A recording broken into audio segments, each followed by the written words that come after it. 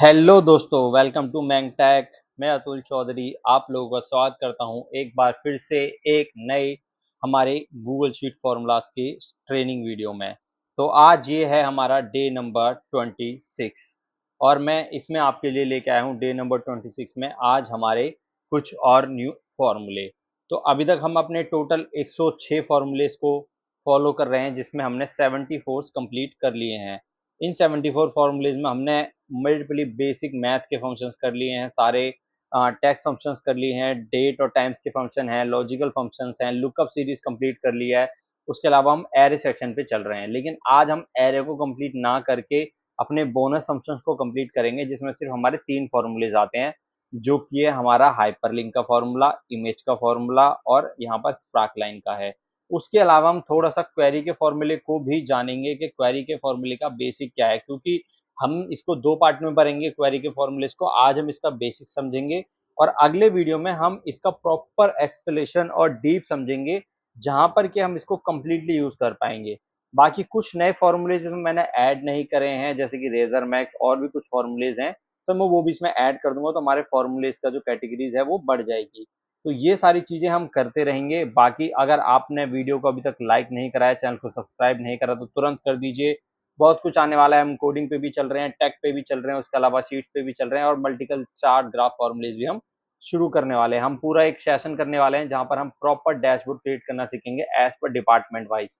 तो ये सारी चीज़ें आपको मिलेंगी सिर्फ़ और सिर्फ़ मैंगटेक पर, तुरंत सब्सक्राइब कर लीजिए। चलिए शुरू करते हैं अपना आज का वीडियो। तो सबसे पहला फॉर्मूला है हमारा हाइपरलिंक। तो हाइपरलिंक होता क्या है? हाइपरलिंक फॉर्मूला आपका जो काम करता है, किसी भी तरह के लिंक को आपको आपकी शीट पर या आप जहां पर चाहते हैं वहां पर लाके देगा। जैसे कि एग्जांपल मैंने यहाँ पर इक्वल टू टाइप किया और मैंने यहाँ पर लिखा हाइपरलिंक। ये हाइपरलिंक का फॉर्मूला आ गया। मैं जैसे इसको टैप करके ओपन करूंगा तो आप देखेंगे कि इस फॉर्मूले के अंदर, इसको हम थोड़ा सा यहाँ पर लेते हैं, हाइपरलिंक। ठीक है, तो जैसे हमने किया सबसे पहला ऑप्शन आ रहा है यूआरएल और फिर आ रहा है लिंक लेबल। अब ये होता क्या है इसको समझ लेते हैं। तो सबसे पहले यूआरएल क्या होता है? यूआरएल जैसे कि मेरे पास ये शीट है, या मैं यहाँ पर जाता हूँ कि मेरे पास ये एक इमेज है, तो या मैं किसी अदर शीट को ओपन कर लेता हूँ, मैं अपनी ड्राइव में जाता हूँ और अपनी ऐप स्क्रिप्ट की शीट को ओपन कर लेता हूँ। तो मैंने इसका जो कॉपी करा, ये जो लिंक है ये इसका यूआरएल है। मैंने इस यूआरएल को कॉपी कर लिया और मैंने यहाँ पर जाकर हाइपरलिंक के अंदर इसको ऐड कर दिया। तो कैसे करेंगे? हाइपरलिंक में डबल कोट देंगे आप 2 बार और उसके बाद उसके अंदर लिंक को पेस्ट कर देंगे। उसके बाद एक कॉमा देंगे और फिर आप यहाँ पर डबल कोट दोबारा से देंगे और उसके अंदर आप कोई भी लिखना चाहते हैं नाम, आप मान लीजिए शीट को नाम लिखना, शीट का नाम लिखना चाहते हैं या अपने हिसाब से कोई भी नाम देना चाहते हैं। मैं लिखता हूँ क्लिक हेयर। अब मैंने ये जो क्लिक हेयर लिखा, मैं इसको एंटर कर दूंगा तो ये क्लिक हेयर बन गया। मैं इसको बोल्ड कर देता हूँ और इसकी अंडरलाइन हटा देता हूँ तो ये एक लिंक बन गया।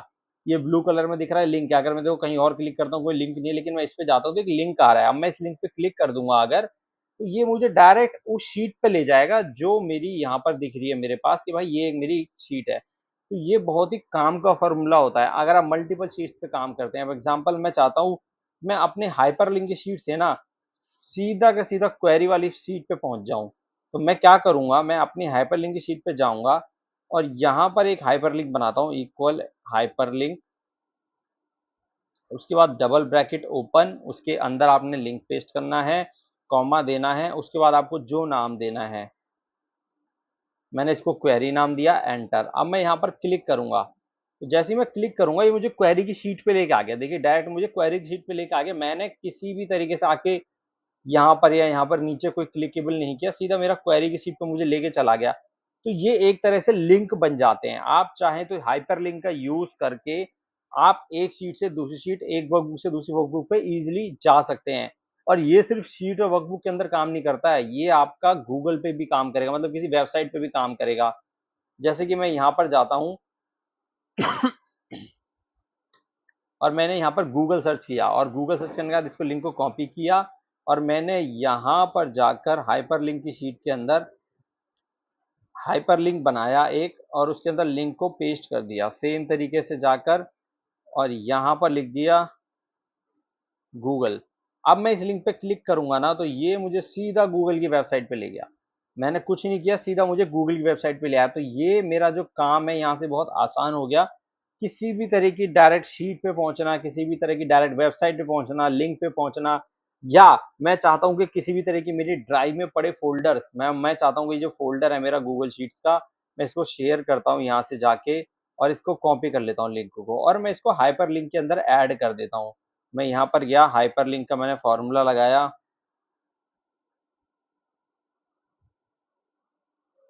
डबल यू कोड दिया, उसके अंदर जाकर यूआरएल को पेस्ट करा, उसके बाद कॉमा, और यहाँ पर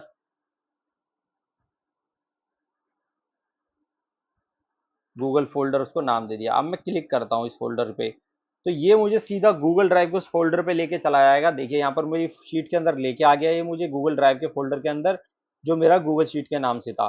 तो ये हमारे लिए बहुत ही यूजफुल फॉर्मूला है। अगर आप गूगल शीट पे काम करते हो तो ये फॉर्मूला आपको जरूर आना चाहिए। क्यों? क्योंकि ये आप कोडिंग करते में भी आपके काम आएगा। उसके अलावा शीट्स में तो आपको बहुत सारे यूजेस इंटरफेस के कर सकते हैं। आप कोई और नया तरीका जानते हो तो मुझे कमेंट में जरूर बताना इसके बारे में। बाकी आप ये यूज करिए, बहुत ही इंपॉर्टेंट फॉर्मूला है और हर जगह ही आपको काम आने वाला है। अगले फॉर्मूले पे चलते हैं। अगला फॉर्मूला है इमेज का फॉर्मूला। अब देखिए यहाँ पर एक इमेज का फॉर्मूला मैंने लगाया हुआ है। अब यहाँ पर मैंने क्या किया है, मैंने यहाँ पर पर्टिकुलर लिख दिए हैं कंपनीज के नाम। ठीक है, ये कंपनीज के नाम है। मैं चाहता हूं कि मैं यहाँ किसी भी कंपनी का नाम लिखूं और उसका लोगो मेरी शीट में आ जाए। तो ये एक बहुत ही अच्छा फॉर्मूला है गूगल का इमेज का। तो अब मैं क्या करता हूं, जैसे मैं यहाँ पर टीवीएस, मैंने टीवीएस लिख दिया, तो देखो यहाँ पर टीवीएस का लोगो ले आएगा, और टीवीएस का लोगो यहाँ पर आ गया है। ये फॉर्मेट हम बराबर कर सकते हैं सारे फॉर्मेट्स को सेम। ये देखिए, ये टीवीएस का लोगो आ गया है यहाँ पर। अब ये हुआ कैसे, इसको समझने के लिए हमें यहाँ पर दोबारा से करते हैं। ठीक है, तो सबसे पहले आपको ये इमेज का फॉर्मूला लगाना पड़ेगा। ठीक है, ये तो नाम मैंने नॉर्मली लिख दिए कंपनीज के। मैं यहाँ पर जाता हूँ, ठीक है, मैंने यहाँ पर लिखा इक्वल, उसके बाद इमेज का फॉर्मूला। अब इमेज के फॉर्मूले में यहाँ पर मुझे क्या चाहिए, मुझे एक पाथ सेट करना पड़ेगा। यहाँ पर मैं एक पाथ सेट करता हूँ। पहले मैं डबल कोट लगाता हूँ यहाँ पर एक, और उसके अंदर लिखता हूँ HTTPS, और यहाँ पर मैं सेमी कॉलन को दबाऊंगा लेकिन शिफ्ट के साथ। ठीक है, डबल स्लैश दूंगा, यानी डबल क्वेश्चन मार्क का बटन है उसको दबाऊंगा, डबल स्लैश, उसके बाद लोगो लिखूंगा यहाँ पर। उसके बाद मैं लिखूंगा यहाँ पर क्लियर, CLERBIT,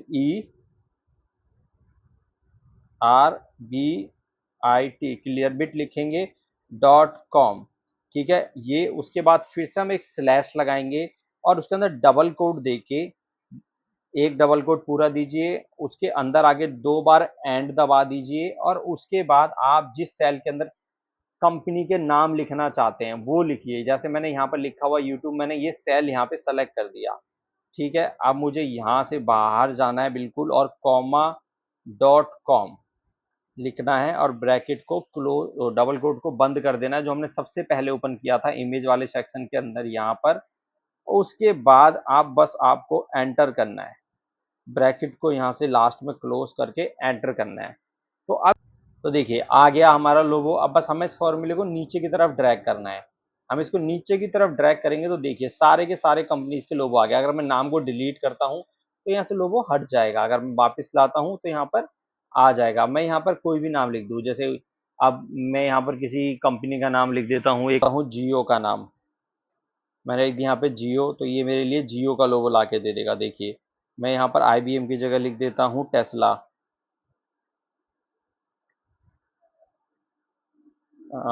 हमने गलत किया, टेस्ला LA होगा,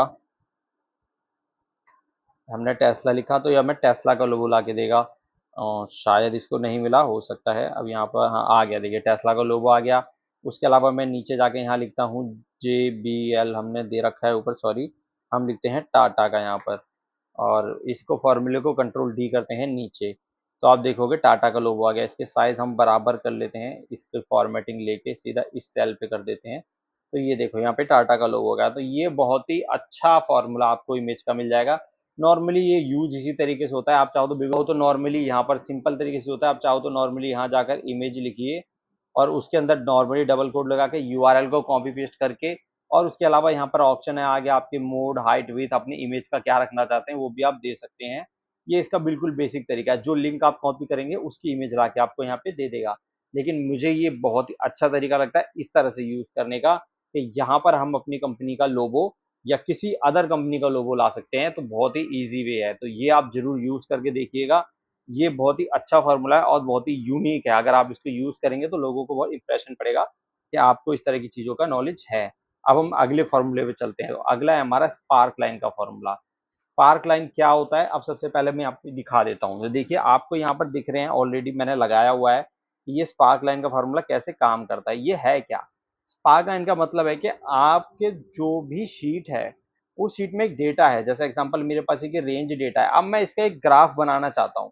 लेकिन ग्राफ जब आप बनाएंगे या चार्ट आप जब बनाएंगे तो वो तो पूरा बड़ा डैशबोर्ड टाइप के अंदर बनेगा। लेकिन मैं चाहता हूँ मेरे सिर्फ इसी सेल के अंदर, मैं चाहता हूँ कि मेरे सिर्फ इसी सेल के अंदर L5 वाले सेल के अंदर एक लाइन चार्ट आ जाए या एक बार चार्ट आ जाए या एक कॉलम चार्ट आ जाए, ये आ जाए। तो ये कैसे आएगा, तो जैसे मैंने ऊपर लगा रखा है, मैं सबसे पहले इसको यहाँ पर करता हूँ। उसके लिए आपको करना क्या होगा, इक्वल टू करिए और यहाँ पर आप लिखिए स्पार्क लाइन। ठीक है, स्पार्क लाइन का फॉर्मूला आपने सेलेक्ट किया।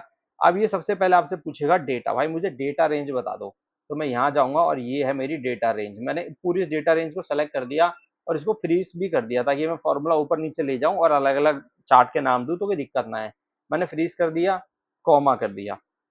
अब ये मेरे से पूछ रहा है अब मुझे करना क्या है, अब मुझे इसके अंदर क्या चाहिए, चार्ट टाइप वगैरह डालने पड़ेंगे। तो मैंने इसको कह दिया भाई करली ब्रैकेट ऑन कर लो पहले एक बार और उसको क्लोज भी कर लो और उसके अंदर आप लिखो पहले चार्ट टाइप। तो चार्ट टाइप आपको डबल कोट के अंदर देना पड़ेगा। ठीक है, पहले लिखो चार्ट टाइप। आपने लिखा है यहाँ पे चार्ट और टाइप। नीचे नीचे भी आप देखेंगे तो इसमें लिखा आ रहा है यहाँ पर। ठीक है, हाँ ये देखिए यहाँ पर आपको दिखा मिलेगा कि किस तरह से लिखना है। आप नॉर्मली इस तरह से लिख भी सकते हैं। तो नॉर्मली है कि चार्ट टाइप लिखिए, कॉमा। अब आपको लाइन चार्ट चाहिए या बार चार्ट चाहिए या आपको कोई अदर चार्ट चाहिए, तो मैं नॉर्मली मुझे लगी चाहिए लाइन चार्ट, तो मैंने लाइन चार्ट लिख दिया। ठीक है, उसके बाद मैंने एंटर कर दिया। अब ये मेरे पास लाइन चार्ट बन के आ गया। आगे और भी चीजें थी लेकिन मुझे उनकी नीड नहीं है। जैसे वो कह रहा है कि मैक्सिमम चाहिए, मैक्स चाहिए, क्या चाहिए, या उसकी मैक्सिमम से 50 के हिसाब से चाहिए, मुझे नहीं ऐसा कुछ नहीं चाहिए भाई, मुझे बस नॉर्मली मेरा लाइन चार्ट चाहिए। अब मैं ये इसको F2 करूंगा तो देखिए मुझे दिखा रहा है कि भाई मेरी पूरी रेंज है I2 से लेके I11 तक की, उस पर एक चार्ट रेडी हो गया है। अब मैं इसको यहाँ जाकर इसको डिलीट करता हूँ, इस वाले को ऊपर ले जाता हूँ कॉपी और इसको करता हूँ यहाँ से एक बार डिलीट। अब देखो ये यूज एक्चुअली होता कैसे, आपने एक ही जगह लगाया लेकिन रेंज तो पूरी है। तो जब इसको आप यूज करेंगे तो आप इसको इस तरह से कर सकते हैं, यहाँ जाकर इस पूरे सेल को आप मर्ज कर दीजिए। ये देखिए एक्चुअली में ये कुछ इस तरह से होगा। ए अब ये थोड़ा सा लगेगा कि चार्ट है कुछ, कि जहाँ नंबर्स आपको शो हो रहे हैं, कि मतलब जहां पर आपको दिख रहा है कि ग्राफ किस तरह से ऊपर नीचे जा रहा है। अब इस चार्ट की जगह आप इसको बार भी कर सकते थे। मैंने इसको बार कर दिया तो ये बार चार्ट आ गया। अब बार चार्ट की लाइनिंग तो कलरफुल है, अलग अलग दिख नहीं रही, तो भाई बार मुझे सही नहीं लग रहा, मुझे कॉलम चार्ट दे दो। ये मुझे कॉलम चार्ट दे देगा। तो देखिए कॉलम ज्यादा बेटर लग रहा है कि भाई सबसे पहले 2 है, फिर 1 है बिल्कुल नीचे, फिर 10 चला गया, फिर 3 आ गया, उसके बाद फिर 9 चला गया नंबर से। अगर मैं यहाँ पर कोई नंबर बदल देता हूँ, मैं कह देता हूँ 11, तो देखिए लाइन बदल जाएगी। मैं कह देता हूँ 100, बिल्कुल ही बदल जाएगी क्योंकि उसकी रेंज ही डिफरेंट हो गई। मैं इसको करता हूँ 70 या इसको करता हूँ -4, तो देखिए रेंज ही डिफरेंट हो गई, उसने उसको नीचे भी ले जा रहा है। तो ये डिपेंड करता है कि आपका किस तरह का डेटा है और उसके ऊपर ये चार्ट आप इजीली बना सकते हो। आप लाइन बनाओ, आप कॉलम बनाओ, आप बार बनाओ, ये तीनों चार्ट इसके अंदर आप इजीली बना सकते हो। डिपेंड आपके डेटा के ऊपर है कि आप कौन सा चाहते हो। तो मुझे ये बहुत ही अच्छा यूजेबल लगता है। अगर मुझे सिर्फ एक सेल के अंदर नॉर्मली दिखाना है कि मेरा किस तरह से सीक्वेंस चल रहा है मेरे इस डैशबोर्ड का या मेरे उस काम का, जिसके लिए मुझे अलग से कोई डैशबोर्ड बनाने की जरूरत नहीं है। तो ये था हमारा स्पार्क लाइन का फॉर्मूला। तो ये 3 थे हमारे आज के वो फॉर्मूले जो हमारे बोनस कैटेगरीज में आते हैं। तो ये तो हमारे कंप्लीट हो गए, लेकिन इनको कंप्लीट करने से पहले हम टिक देख लेते हैं। हाँ, हमने तीनों को टिक कर दिया। अब हम अपने क्वेरी के फॉर्मूले को भी थोड़ा सा समझ लेते हैं। क्वेरी का फॉर्मूला समझने के लिए सबसे पहले बेसिक जान लीजिए क्वेरी के फॉर्मूले का। ये एक ऐसा फॉर्मूला है अभी तक गूगल शीट में जो आपको आ गया तो आपका ऑलमोस्ट 50% काम आप इसी फॉर्मूले से कर सकते हो। 50 अराउंड में मानता हूँ कि 70% कर सकते हो। उसके अलावा हो गया क्वेरी का फॉर्मूला, हो गया रेजर मैक्स, हो गया उसके अलावा वी लुकअप, एक्स लुकअप। ये 4 फॉर्मूले अगर आपको अच्छी तरीके से आ गए ना तो आप गूगल शीट के ऑलमोस्ट 80% काम कर सकते हो। बाकी डिपेंड आपको अदर चीजों के लिए कि आप किस बेस पे काम कर रहे हो। तो ये एक one of the most important और सबसे ज्यादा यूजेबल फॉर्मूला है कि क्वेरी।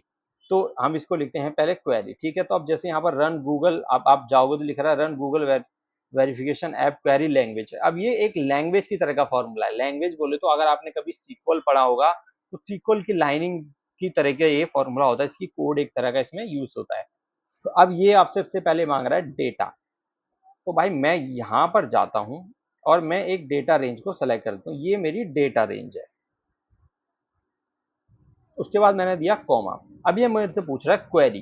भाई अपनी क्वेरी बताओ मुझे। क्वेरी मीन्स मतलब अब यहाँ पर थोड़ा सा गेम डिफरेंट हो जाता है कि अब आपको करना क्या है। अब आपको पहली बात तो सबसे पहले डबल ब्रैकेट ओपन करना है और क्लोज कर देना है। उसके बाद उसके अंदर आइए और वहां पर लिखिए सेलेक्ट। सेलेक्ट ये मल्टीपल कंपलसरी है इसके अंदर लिखना।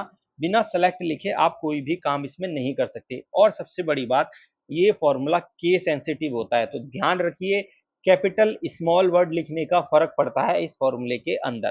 तो सबसे पहले सेलेक्ट। अब मैं अगर सेम वर्कबुक में लगा रहा हूं और अलग वर्कबुक में लगा रहा हूं तो इसमें भी डिफरेंट चीजें होती हैं। अब सबसे पहले मुझे क्या चाहिए, मेरे को चाहिए भाई, मुझे यहाँ पर चाहिए कॉलम ई एच और जे का डेटा, या ई कॉलम ई एच या के का डेटा। तो मैं यहां पर लिखता हूं कॉमा ई, उसके बाद कॉमा एच और कॉमा के और एंटर। तो ये मुझे सिर्फ और सिर्फ उन 3 सेल का डेटा लाके दे देगा। तो ये देखिए कितना इजी था, बस मैंने कुछ नहीं पढ़ी, कुछ अपने बेस पे डेटा नहीं लाना पड़ा, बहुत ही बढ़िया काम इसने करके दिया। अगर मैं इंपोर्ट रेंज लगाता तो मुझे हर लाइन के लिए अलग अलग लगानी पड़ती, अगर मुझे बीच बीच के सेल उठाने हैं। मान लीजिए मुझे इंपोर्ट रेंज में जाकर यहाँ पर जाकर सॉरी यहाँ पर जाकर मुझे इंपोर्ट रेंज में ए कॉलम तो चाहिए, लेकिन उसके बाद मुझे ई चाहिए, फिर एच चाहिए, फिर जे चाहिए। तो मुझे 4 बार अलग लगानी पड़ती, क्योंकि इंपोर्ट रेंज तो मुझे सेलेक्ट नहीं करने देता एक साथ। तो ये फायदा मेरे को क्वेरी का फॉर्मूला करके देगा। तो क्वेरी के फॉर्मूले का ये बहुत ही अच्छा बेनिफिट है। अब ये तो था सिर्फ इस सीट पे नॉर्मल, बिल्कुल बेसिक है ये, इसका कुछ अलग नहीं है इसमें, ये बिल्कुल बेसिक है। अब मैंने क्या किया, मैंने यहाँ पर क्वेरी के फॉर्मूले के अंदर ए एच और के कॉलम उठाए। अब यही सेम काम मैं अदर वर्कबुक पे तो हमने यहाँ पर एक नई वर्कबुक खोल ली। अब मेरी पुरानी वर्कबुक है ये वाली, जहां पर मेरे पास हाइपरलिंक वाली शीट के अंदर डेटा है। तो अब मुझे क्या चाहिए, यही 3 कॉलम मुझे वहां पे चाहिए, कॉलम ए, कॉलम एच और कॉलम के। अब मैं अगर यही करूं, यहाँ पर नॉर्मली इस फॉर्मूले को उठाऊं और वहां पे ले जाऊं तो डेटा आएगा क्या, हम देख लेते हैं जाके। हमने यहाँ पर गए और यहाँ पर कॉपी पेस्ट कर दिया इसी फॉर्मूले। तो ये कह रहा है भाई रेफरेंस एरर, हाइपरलिंक की इसको शीट ही नहीं मिल रही। तो अब एक प्रॉब्लम है, क्योंकि गूगल शीट में सिंपल है कि अगर आप एक वर्कबुक से दूसरी वर्कबुक पे डेटा ले जाओगे तो आपको इंपोर्ट रेंज यूज करनी ही पड़ेगी। तो अब इसमें वर्कबुक तो सेम है, लेकिन इंपोर्ट रेंज आपको चाहिए करनी पड़ेगी। भाई मैं जाता हूं यहाँ पर और यहाँ पर भाई मेरे अंदर एक काम करता हूं, मैं दोबारा से लगाता हूँ। ठीक है, मैंने यहाँ इसको डिलीट कर दिया, इक्वल टू क्वेरी। अब मुझे डेटा दिखाना है, डेटा कहाँ है, डेटा दूसरी वर्कबुक में है। तो उसके लिए मुझे इंपोर्ट रेंज देना पड़ेगा। डबल कोट से ओपन करेंगे, कॉमा देंगे, फिर डबल कोट से क्लोज करेंगे, फिर ब्रैकेट क्लोज कर देंगे। अब इसके अंदर इंपोर्ट रेंज का काम करेंगे। सबसे पहले गूगल शीट पे गए, यहाँ पर जाकर सिर्फ और सिर्फ इतना यूआरएल मुझे चाहिए, कंट्रोल सी, यहाँ जाकर इसको पेस्ट। उसके बाद यहाँ पर जाकर मेरी शीट का नाम, मेरी शीट का नाम है भाई हाइपरलिंक, मैंने कंट्रोल सी करके कॉपी कर लिया। उसके बाद यहाँ पर आके मैंने हाइपरलिंक को पेस्ट कर दिया, एस्केलेशन का मार्क दिया। अब उसके बाद मुझे रेंज देनी है, मैं रेंज पूरी दूंगा यहाँ पे ए से लेके के तक। और उसमें क्या है, ये वाली पूरी रेंज, मैंने ये रेंज पूरी की पूरी कॉपी करी और यहाँ पर जाकर दे दी। लेकिन मुझे चाहिए तो लिमिटेड कॉलम्स, तो मेरा इंपोर्ट रेंज का काम तो यहाँ पे पूरा हो गया। अब मैं इसके बाद कॉमा दूंगा। अब मुझे क्वेरी का काम करना है, तो डबल कोट ओपन करेंगे, इसके अंदर लिखेंगे सेलेक्ट। सेलेक्ट। अब मैंने क्या बोला था, मुझे चाहिए ए एच और के कॉलम, तो मैं लिख देता हूं ए कॉमा देके एच और कॉमा देके के। आएगा, देख लेते हैं आता है कि नहीं आता, एक बार हम देख लेते हैं, एंटर करते हैं।